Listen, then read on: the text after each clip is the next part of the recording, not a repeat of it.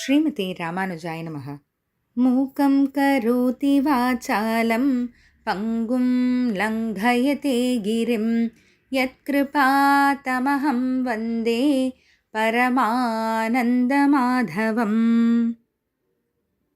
நாள்தோறும் பகவத்கீதையில் போன தொடரில் அர்ஜுனன் கேட்ட ஒரு முக்கியமான கேள்வி, நம்ம எல்லார் மனசுலையும் ஓடிட்டுருக்கக்கூடிய ஒரு கேள்வியை பார்த்தோம். அதுக்கான பதில் தான் இப்போ பார்க்க போகிறோம். ஸ்ரீ பகவானுவாச்ச காம ஏஷ க்ரோத ஏஷः ரஜோகுணசமுத்பவः மகாசனோ மகாபாப்மா வித்யேனமிஹ வைரிணம். ஏஷः இந்த மகாசனः பெரும் தீனி படைத்ததான ரஜோகுண சமுத்பவः ரஜோகுணத்தால் தோன்றிய காமக ஆசை, அதாவது இந்த இடத்துல பகவான் ஆசை பெரும் தீனி படைத்தது அப்படின்னு சொல்கிறாரு. எதனாலன்னு பார்த்தீங்கன்னா, என்றைக்குமே நமக்கு ஆசைன்னு ஆரம்பிக்கிறது ஆசையோடு நிற்காதுங்க. ஆசைக்கு அடுத்து பற்றுதல்னு போகும். பற்றுதலை தாண்டி பேராசை அப்படின்னு போய்கிட்டே இருக்கும். அதுக்கு ஒரு எல்லையே இருக்காது.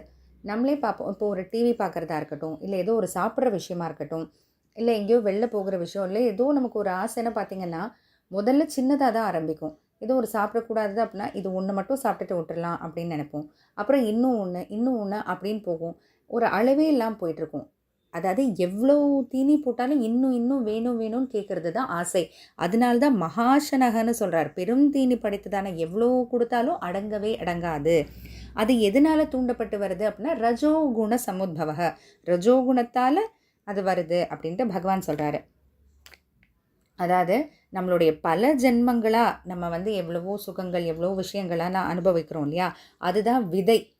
அந்த விதைக்கு இந்த ரஜோகுணம் தான் தண்ணீராக இருக்குது.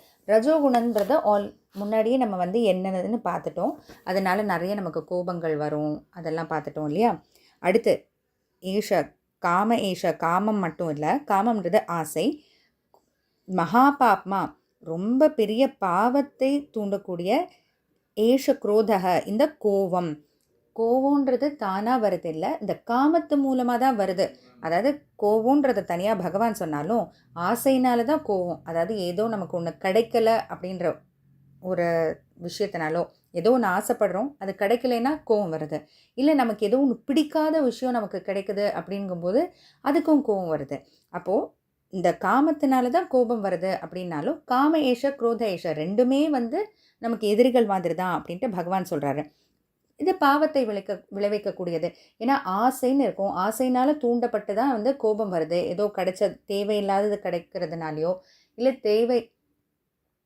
தேவையானது கிடைக்கல அப்படின்றதுனாலையோ கோபம் வருது.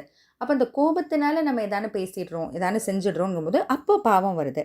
அதனால் ஏனம் இக இந்த காமத்தையும் குரோதத்தையும் நம்ம செய்யக்கூடிய தர்மங்கள், நமக்குன்னு விதிக்கப்பட்ட தர்மங்கள் செய்யும்போது வைரினம் வித்தி, இது ரெண்டும் தான் ரொம்ப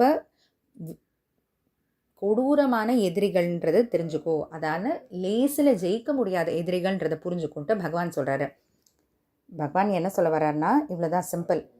எவ்வளோ தீனி போட்டாலும் அடங்கவே அடங்காத ஆசை, அந்த ஆசைனால் வரக்கூடிய கோபம், இது ரெண்டும் தான் நம்ம செய்யக்கூடிய எல்லா செயல்களுக்கும் எதிரிகளாக இருக்குது அப்படின்னா. எதுக்காக பகவான் இதை சொல்கிறாருன்னா, அர்ஜுனன் கேட்ட கேள்வினால தான். இதனாலேயோ தூண்டப்பட்டு செய்கிறேனே அது என்ன அப்படின்னா ரஜோகுணம் தான் தூண்டி விடுது ஆசையை. அந்த ஆசை அப்புறம் கோபமாக மாறுது. அதனால் இதை புரிஞ்சுக்கிட்டா தான் நம்ம அதுக்கேற்ற மாதிரி நம்ம சரி செய்ய முடியும் இல்லையா. எப்போதுமே நம்ம ஏதோ ஒரு பிரச்சனை அப்படின்னா அந்த பிரச்சனை எதனால் வருது அப்படின்னு அந்த சோர்ஸை கண்டுபிடிக்கணும். நமக்கு இப்போ மருந்தெல்லாம் ஆயுர்வேதத்துலேயே மருந்து பார்த்திங்கன்னா சோர்ஸை கண்டுபிடிப்பாங்க.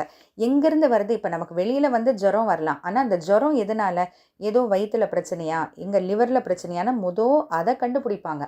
அதை சரி செஞ்சால் தான் வெளியில் ஜுரம் சரியாக போகணும். அதே போல் தான் நம்ம ஏதோ பாவத்தை செய்யக்கூடிய செயல்கள் மாதிரி ஏதோ செய்கிறோமே, நம்மள அறியாமல் செஞ்சிடறோமே, ஏதோ தூண்டப்பட்டு செய்கிற மாதிரி செய்கிறோமே, எது தூண்டுது அப்படின்னு அந்த சோர்ஸை அழகாக பகவான் கண்டுபிடிச்சி சொல்கிறாரு. அதனால் நம்ம சரி செஞ்சுக்கலாம் அப்படின்றதுக்காக பகவான் சொன்னதை கேட்டு நாமளும் நடப்போம். ஜெய் ஸ்ரீ கிருஷ்ண.